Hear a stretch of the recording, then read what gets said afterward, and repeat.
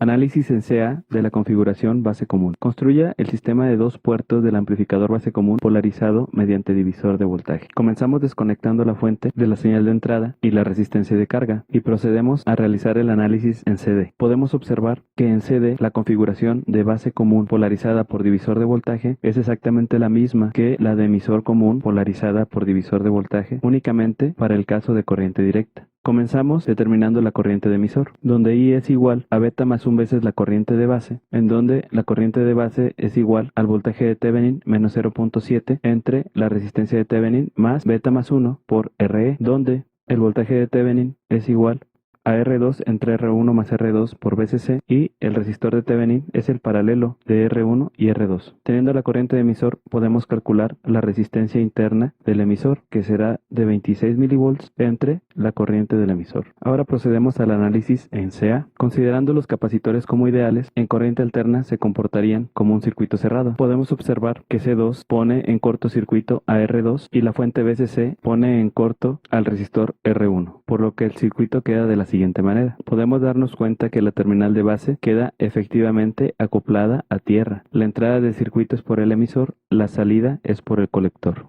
Ahora calcularemos la impedancia de entrada de este circuito. Para determinar la impedancia de entrada utilizaremos el modelo T. Conectamos una fuente de 1 volt y determinamos la corriente. La impedancia de entrada va a ser el inverso de la corriente que obtengamos de la fuente de 1 volt. Si analizamos este nodo, la corriente I más la corriente en el emisor va a ser igual a la corriente que circula por el resistor de emisor, donde la corriente de emisor será igual a menos 1 volt entre RE y la corriente en el resistor de emisor es de 1 volt entre la resistencia de emisor. La corriente va a ser igual a el inverso de la resistencia del emisor en alterna más el inverso del resistor RE. De aquí es evidente que si ZI es el inverso de I, será el paralelo de la resistencia interna del emisor con el resistor RE. Ahora vamos a determinar la impedancia de salida. Utilizando nuevamente el modelo T, podemos observar que tanto el resistor en alterna del emisor y el resistor de emisor están en corto por la tierra existente en la terminal de base. Al no haber corriente de base, la fuente queda abierta y la impedancia de salida es únicamente RC. Si consideramos la resistencia que tiene el colector en alterna, tendríamos que poner en paralelo el resistor RO. Por lo general, este resistor es lo suficientemente grande como para que en el paralelo el resultado nos dé el valor de RC. Podemos escribir que ZO es aproximadamente el valor de RC. Ahora analizaremos la ganancia de voltaje, la cual está definida como el cociente del voltaje de salida entre el voltaje de entrada. Observamos que el voltaje de salida es menos IC por RC y el voltaje de entrada es igual a menos IE por la resistencia interna del emisor en alterna. Si consideramos que